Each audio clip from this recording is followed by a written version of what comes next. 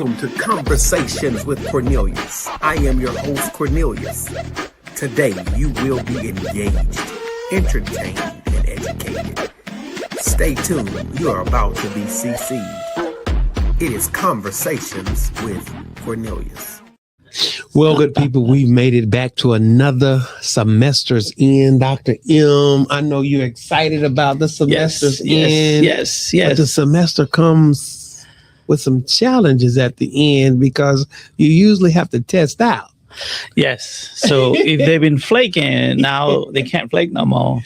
No more It flaking. comes no more flaking. This becomes reality. So like, okay, now we're going to judge by grade. So it brings it home in a different way. It does. But, I also, as much as I have my flaky students who come around like, okay, I got to go face them. I also have students have real life challenges. This semester I had one where he needed to do a biopsy done. Oh, okay. Yeah, So I would sit with them, let him work in my office. Yeah. I have another student. I went with her to the courthouse and just sat with her. Oh. Her family's not in town. Okay. So I just sat with her until she needed to take care of business. Mm-hmm. Okay. And then, in fact, the lawyer asked, who are you? Right? And I am her professor. And she's a good student. She's working hard. Her family's not in town. So I'm here. And he said that speaks volume about her. And this is undergrad or graduate? Undergrad. You teach graduate as well? As well, that's right. You teach doctoral? Not yet, because I'm a junior faculty. They were climbing, huh? That's right. Junior faculty. There's an assistant professor, associate professor, and then a full professor. Right. Yeah. So junior, assistant. Junior is a word we use, but doesn't mean much. Junior is like you're new to the world, the academic. And the deans, Dean's like once you usually you've reached a full professor, then you move on to dean administrative. Yeah, and then provost. And then you... Department head, provost. Department head is below the dean. Right. And the dean of public health is Dr. We have dean of... So all the departments will come under one person. Okay. And it's okay. That's the dean. And the dean is for this College of Health Science. College of Health Science. So we have nursing, we have PT, OT.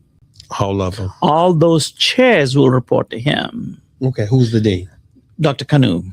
Is his office here? Nope. He's in the main office. He's in the main campus. Main campus, yeah. Okay. And then all the deans will go under the provost. Okay. So they report. So a bunch of deans. They report. All the colleges have a dean. Correct. And the dean of College of Health Sciences is Dr. Kanu. Okay. Kanu. Kanu. Okay. Cool. Kanu. Well, shout out to him. That's right. Good man. We'll be seeing you soon, I do believe. Let's talk quickly about emotional intelligence. What is it? When you define it, what do you say it is? The crux of it, right? Just the crux of it is when you become aware of what you're feeling. Okay. Whatever that is, you're less likely to act on it. When I become aware of what I'm feeling, I'm less likely to act on it. Correct. Okay. And it's not all the time we want to act on it. Sure not. Will Smith, for instance, right? If he's like, oh, I am feeling insulted, and he might have postponed his decision. Still confront, but not that way, not with that immediacy. Right? So we all have feelings. I often use the word, when you're mad, you come home, you're not even conscious you're mad. The dog is in the way, you'll kick it. Get out the way, kick it. Why are you in my way? You need to be but if you come in and you say, oh, I am so angry. I cannot believe how angry I am. And you look at the dog, you scold the dog, the stupid dog, and you walk over it. You don't kick it. That's the way I capture that element. There are times in our lives you have intense amounts of emotions. So mind you, also about 500 types of counseling. 500? 500 types of counseling, yes. Remember, rehab counseling, drug counseling, Christian counseling, family counseling, just list of counseling. Okay. So this is not counseling. This is not therapy either. I say it like if you can become conscious of your feelings, it's also like when you have a funeral and you don't get to mourn, what happens to our psyche, our self, and our being? What do you think happens? A lot. It kind of a little bent out of shape. Yeah, Your thinking is no more lot. straight. A lot of times as the shepherd leader, I don't get to mourn. That's right. So my psyche is bent out of shape. Right. Imagine if the person who is mourning not given space because they have to work, they have to do this, they have to do that. They don't get to mourn. It's messes our thinking. And as you as a pastor, when you support other people mourning, there is a loss with you as well. When people tell me, oh, somebody died, I often say, what died in you? What died? Because what do you have to mourn, right? Yeah. We all have to mourn something that way. Always. Right. Always. And blessed are they who mourn. Jesus was a humanist, right? That's right. I believe so. He was a humanist. I believe so. Nothing mattered to him. The human mattered. The heart mattered. Love mattered. What died in you?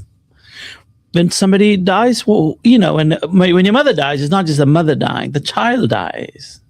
Everything dies if you have a relationship with mother. That's right. That relationship also died. That relationship, a portion of that. Yeah. Yes, mother died. But my relationship to my mother, the son died. The son. Right. I'm still around, but the son to that mother died. But as a man. As a man. Yeah, still a man. The son died. That's right. But you're still living. You're still living. But the son died. That's right. To that woman. That's right. In that death. That's right. The son died. So it's a way of thinking about health, mental health, right? Yeah. Like we have these layers of feeling. Sometimes you'll have a feeling. The one I struggled with, I was so mad at my father. I wanted to kill him. Okay. It's a feeling. Okay. Now I'm feeling guilty that I felt it. Like, how dare you feel that for your father? So that messes you up.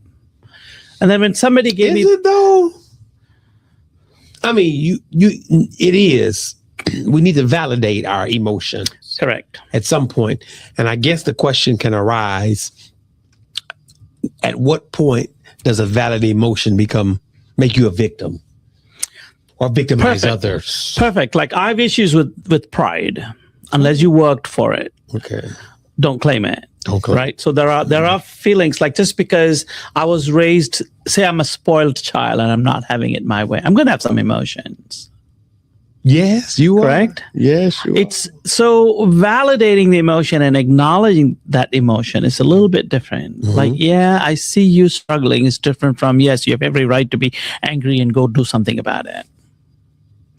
I can see how this can make you so upset. Right? Tell me the story behind that. You know, when did you first learn this feeling like it should go your way, and if it doesn't, emotions come up. You slice those feelings. When they go through, I'm famous for asking this, especially when I work with the homeless. I'll say, you're a good man, like you don't know me. I say, yeah, I don't know you, but you meant well all this while. Correct. Didn't end up well, but you meant well. So then you're a good man. They'll cry. It's acknowledging that humanity, right? But to acknowledge that it's okay to have a feeling. It is okay to have a feeling. It's just a feeling. You decide whether you want to act on it or not later, if you have permission to feel it. Part of people like kicking and screaming, privileges that they've gotten now, they're not getting the privilege. They get very, very, very upset. It's old feelings. So I ask homeless men, whatever feelings they share with me, how old is that feeling? How old is the feeling? And don't judge them. Don't let them talk. You ask me what's emotional intelligence. This is practice of emotional intelligence 101. When somebody has an emotion, you call, like, yeah, it sounds like you're upset, like you would tell a child, sounds like you're upset. But as an adult, like, you sound very upset. I hear you. How old is that feeling? They'll tell you stories. That feeling is always attached to a story. That's right. An old you can't story. Separate that. That's right. It's an old story. Some of them we get it over the years. The reason why we're afraid of snakes and crawly things. And that's It kept us alive. Yeah, it kept us alive. So that's understandable. But basic functioning feelings, like you and I work with each other and say, I'm all just livid. And then say, I see you incredibly upset. Incredibly. So reacting and responding, I had learned that through some EI training. There's a difference between a reaction and then there's a difference with a response. Correct. And I was busy leading through reactionary rather than responding. And I'm learning now to be more responsive than reactionary. And acknowledgement. Acknowledging. You acknowledge whatever the feeling they have. Okay. It doesn't matter. Like the reason my dad, it is okay to feel like you want to kill someone. Don't act on it. Don't act on it. Don't act. Right? But if Is you your say, father still alive? No. I made peace with him. Okay. To say, you have these feelings, it's okay. I get it. It calms them down. Most of the time it's like, yes. And then you say things like, how old is that feeling? And then you say things like, when somebody cries with me, I'm famous for saying this, how old is the feeling? And then I'll follow up, thanks for trusting me with your feelings. Interesting. Romero, hit the camera. There it is. It's still there. Yeah. To trust someone in that feeling. And then you leave it be. Sometimes I remind my students, I promise not to ever bring it up. That's giving them the confidentiality. Trying your best. Yeah. I'll do my best not to bring it up even to you. So with the reacting, it's an explosion, usually, with the reaction. Maybe explosive. But with the response, it's more explaining. Like you said. Acknowledge and then ask the stories behind it, right? Sometimes I also teach it in class. It's crazy how to experience. If you're not raging, you're not paying attention. You with me? If you're not raging. That's right. You're not paying attention. The things that's going on in the world, the abuses, the violations, the oppressions, it's tons. The things we were told as a kid, you can be anything you want to be. And then to grow up to realize, no, there are ways to develop this. You have all these emotions packed in you. So sometimes counseling tells you, just ball it up, pack it up, put it away, leave it at the door, don't bring it to the boardroom, right? But I say, no, give it space, create safe space to feel it. Just don't act on it. You might have to act on it sometimes. But majority of the time, 90% of the time, I think you don't have to act on it. Don't have to act on it. Not that emotion. Yes, you can validate that feeling. That's right. And ask the person to dig a little deeper. How old is that feeling? Right? When did you first experience this feeling? How old is the feeling of disappointment? How old is the feeling of sadness? Abandonment is a big one. How old is that feeling? Because that's an old feeling. Yes. Feeling less than human. How long have you felt like you've been treated as less than human? That goes back centuries. And we still carry it. We'll still carry it. And then to wow, just begin processing it. Like you're doing it already, your face has changed, right? Because it does that to us. And you want to stay with it as long as it's possible. And then we get busy doing other things and then it goes away. Sometimes we bottle it up, keep it in a bottle, keep it in check, we call it, right? Like, no, find a place where you can open the bottle. Yeah, that's not healthy. It'll kill you, literally kill you. Literally? Literally. Heart attacks are basically, so when Michael Crichton has written, Jurassic Park. He's an MD guy. Okay. He's an MD. And he opens people's heart and he says, the arteries are blocked. You're young. You're a soldier. Like, you should have had a heart attack. And they don't have a heart attack. And he comes home here. It's an old story. And he operates on people who are older who's had a heart attack. And like, why did you have a heart attack? It's a weird question to ask. But you can ask anybody who's had a heart attack, why did you have a heart attack? They'll tell you a heartfelt story. Well, I wanted that job real bad. The last lady I'm working with, her husband promised her he will travel with her. And then when the time was right, when they retired, he's like, no, I don't want to travel with you. Her heart was broken. She had a stroke. Of course. It's not that he later on died. That's the story she's holding on to, that he couldn't fulfill that place, and your heart breaks. And the heart broke. And the heart broke. That's why I'm saying it'll kill you. Now, emotions can kill you. Emotion / spiritually, flipping the page or pulling from my favorite book, it said that's a spirit of heaviness. Yes. Like that's a literal, physical, tangible, felt. Yes. It's a thing. Yeah, it's a thing. You may not be able to touch it. You know it's there. But it's a spirit of heaviness. Yes. And that is real. Absolutely. Yeah, it's grief. In fact, one of my favorite quotes in the Bible is that Jesus wept. Ah, now you're talking. He felt it. He felt it. So I cry with my students sometimes. Mm-hmm. I feel your sadness. I feel it. I'm with you.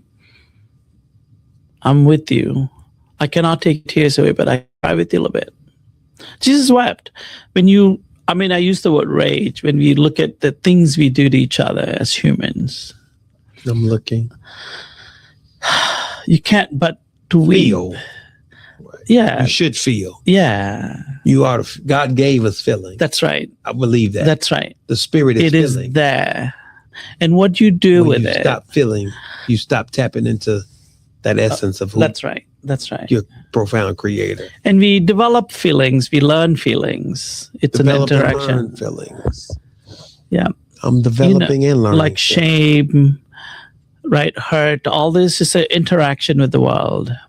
And to have a healthy way of, that's why emotional intelligence, being intelligent about it. We have feelings. Is that feeling valid? Should I pursue that feeling? Or should I wait? Should I give it space to have a moment?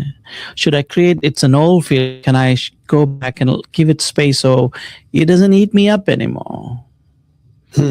So it's not managing doesn't sound right. It is looking at emotion and say, okay, here it is. What am I going to do? How old is it? When did I pick it up?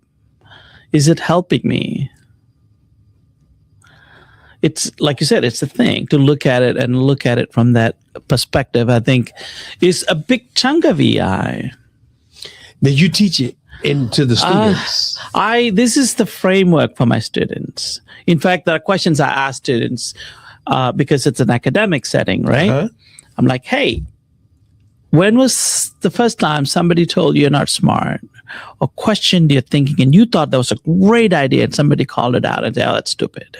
It's called the S word. I let them, if you need to use the F word, I'm fine with it. Not the S word.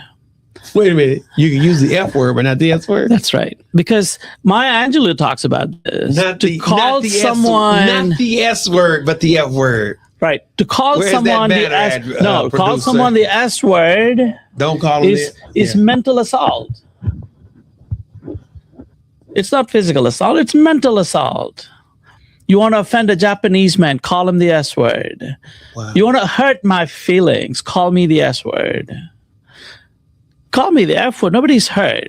I know you're upset. But the S word. The S word, you're attacking my mind. But the F word, I can shake it off. Okay. So it's attacking of the mind when you call someone S word, right? And so I get the students to write about, most of the time they write, things happen when we come into first grade, second grade. If not another kid that's scared who's putting it on you, sometimes it's a teacher who says really unfortunate things like that. Oh, that's stupid. Oh, that's silly. Get over it. That's not a good idea. You think you're funny. Get over it. It's like, no, that is not what it is. And then I get students to write about it so they can regain their mind, the childlike curiosity of the world. Like, that's good. You can use the F word, just don't use the S word. Yes. Because the D word. The S word, and again, the mind to me is the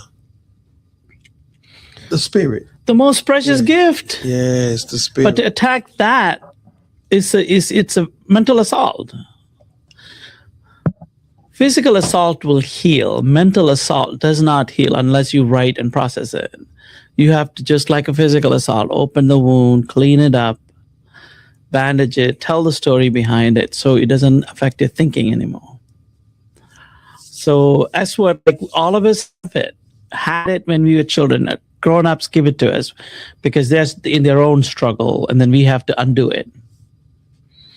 That's one way I frame my students, and I frame them like that. You're brilliant. You're as curious as any human being. Curious. Curiosity is brilliance. Curiosity killed the cat. Nope. See, that's pegged in the S word. Curiosity did not kill the cat. Ooh, it didn't, did it? It didn't. That's not what killed it. It killed us. Killed us. You're getting me all worked up now. It killed us. What, curiosity? It didn't kill the cat. It didn't kill the cat. It killed us because they call that and say, "Oh, it killed the cat." So, like, don't be curious is what you're telling me. Right. No. The consequences of curious is ingenuity. That's right. Huh? That is That's the absolutely right. consequence of being curious is ingenuity. And and then we call it nausea. Like, no, know how to do this. Know how to be curious, and ask the question. You don't have to know the answers. Just ask the question. Half the answer is in the question. Then to formulate the question is super duper important. Half the answer is in the question. Yeah. Do you want to be made whole? There you go. Half the question. More than that question. More than half is in the question. More than half. What is the wholeness? is And then the question is, what is wholeness to you? Ooh, Dad. I'm not even answering it, right? You're answering your own question. But you must be given permission to ask the question. If I say, "Oh, don't do it, don't ask questions," then you're in trouble. Please ask questions. Please ask During questions. the lecture. During the lesson. And I may not know the answers. It's okay. But ask a question. Ask the question. Because there's a half the answer is in the question. It's in the question. Just Because look you at the have question. observed something from a framework. That's what a question is. The moment you ask the question and you observe the framework, peace beyond understanding might rise. Say that again. Peace beyond understanding from your favorite book. Peace beyond understanding may rise. The fact that he's Peace beyond understanding will rise will rise. when you ask the question. Peace. Peace. Peace. Peace. Beyond understanding This way. Peace will rise. will rise. When you ask questions. Ask questions. And I guess Sometimes, there are weird, odd questions. The question also, the person is, where is the question coming from? I'm doing EI now. How old is that question? What do you hope to accomplish by the question? good gracious. Right? And by, let's say the answer, the example I talked about is, my wife, before I got married, asked me, how many women have you slept with? No, that. I was ready for the question. Hit the sign, Romero. Give me a sign. No, he's kidding. He's kidding. But you like my answer? By knowing it, what changes? Does our relationship get better?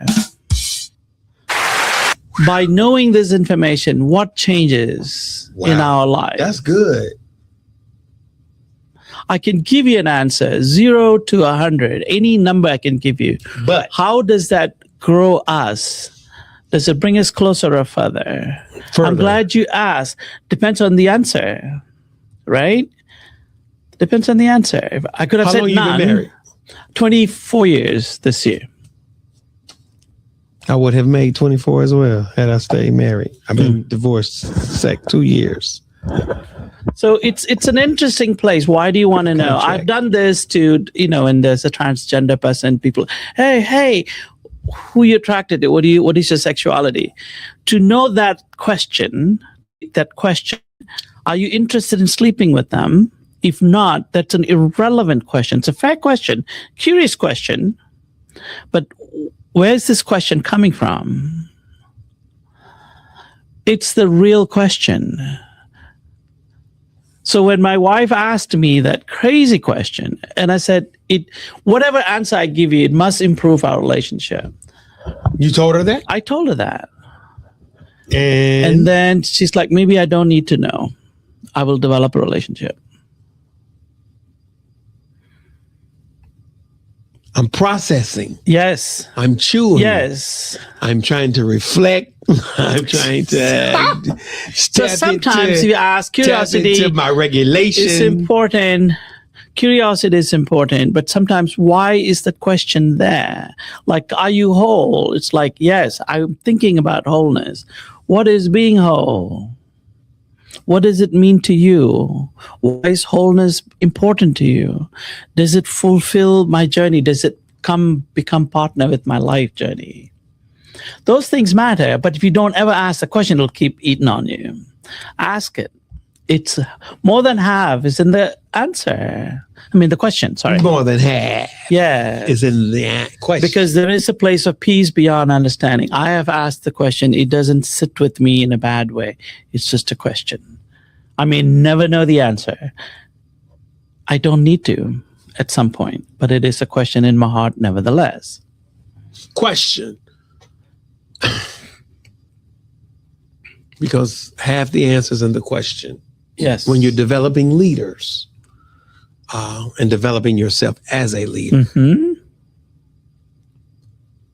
I guess the framework is very important on how you ask questions. Yes. Framework was everything. Because it's not so much a direct question. It has to be open-ended. Right. To attach it to a story to some degree so we can really get some EI out of it. Yeah. So I joke about past preacher man, right? Why does the preacher man say this at a funeral? We're all gathered here today. We know to honor the passing of brother so-and-so. We know, but the pastor says it anyways because the pastor frames why we're there. That frames each other's conversation and interaction. So it's super important to frame. And then it frames our conversation, our relationship for the moment. We are here to celebrate somebody's birthday. You just framed it. And prayers do that. Prayers frame the event. Frame the event. The event. Prayer frame the event. Right. I'm learning, Doc. I'm learning. What can I take your class? What class is it? So I bring the EI into everything I do. Okay. How is that planned, or how do you plan that? Because I need to ask it. I have lessons and stuff like that. Ask that. Remember, because half the answers in the question. That's right. So when you're talking about in your reflection, let me back up. In your reflection this summer, as you were going to reflect, and shout out to the summer program, shout out to summer. That's right. School is open in the summer. What area of EI are you focusing on in your reflection? So I've gotten a book called Urban Monk. It's not publicly available. I sell the book after my training, an EI training. I'm updating the book. It's your book? It's a book, yeah. Urban Monk. Urban. Oh, Urban Monk. Urban Monk. So the idea behind it. Urban Monk. You got it. That's you got interesting. Because we want exactly what the monk wants, a wholeness. But the monk didn't get it in the urban. He got that in the monastery, in the mountain. And everything we worry about, they don't have to worry about. They got it easy. Yeah, he doesn't come to class every day. He doesn't come through Nashville traffic. I think the monk would. He don't have to pay the bill. He would convert to something else if he came to Nashville and got in traffic. That's right, Nashville traffic. Yeah. So there is an element of you and I want the same, but we've decided to pay the bills. We've decided to raise a family, do expectations, duties to society in a different way. So then, how can we still achieve it? How can we still pray and meditate and staying in this place of wholeness? And constantly working towards it and staying in it. Monk. I like it. Yeah. It's all EI stuff, like rethink emotions. Rethink emotions. The one my students like the most is respect. If I respected you, I won't do you wrong, but I can say I love you. Easy. If folks listening, I know you're putting down comments now. Mm-hmm. Well, we're not live. Okay. I'm going to upload it later. Upload it. Okay. We should have gone live, man. Maybe later. Respect it's amazing. It is amazing. Because if I respected you, I may not like you. But I respect you. I won't do you harm. But if I love you. It's an intense word. It is, isn't it? It is. Which one is better, love or respect? I'm down for respect any day, not love. Respect me in the human sense. In the human sense. Yeah, love is too big, too complicated, too mushy, too weird. That's why you shouldn't fall in love. We confuse that little we shouldn't fall in it. It's too complicated. Intense feeling with the word love, that person gets it because we hunger to connect. And then when we feel that connection with someone, we call it love, we call it all sorts of things. And then when that feeling leaves, we think, oh my God, it's end of the world. It's not true. That's not true. Yeah, when we love our children, even when they're not doing the right thing, we don't walk away. Just standing. It's interesting. We don't walk the away. Bible, the prodigal son, the father never followed him. Yes. But he had to experience the pain of him walking away. Yes. You know, the prodigal son in EI, right? I talk about the brother. Oh, the one who never left. Who didn't leave. He had some feelings. Oh. Strong ones. Yes. As he ought to. And the father acknowledges it. Okay. So that's the type of interaction we need. Where the father will acknowledge of it. And all of us in leadership, and then sometimes I will ask, knowing this, like the student with the biopsy, I just straight up ask her, how afraid that you might die? How afraid are you that you might die? He jumps up from his chair. He says, very. I hear you. That's a feeling I would have. If biopsy was done to me, this might be it. My show's over. Right? To just that's all our conversation was on it. And he said, I hear you. It's all I said. I hear you. I hear you. I'm done. I just acknowledged it. I called it out and acknowledged it. I didn't even process. Didn't have to do anything. Listen. I know you got to get upstairs. Yes. And question. I love it. Can emotional intelligence be taught, or is it just who we are? I think it can be taught. It can be taught? It can be taught. Okay. How do we go about teaching it?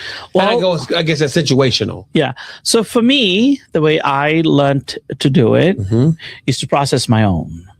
Okay. Process my own. So when I started giving space for my feelings, write about my feelings, the stories that kept the feelings, I wrote about it, and I started having more space to process other people. But the most effective emotional intelligence practitioners, so to speak, are the people who practice it for themselves on their own. Like I give space for me to cry.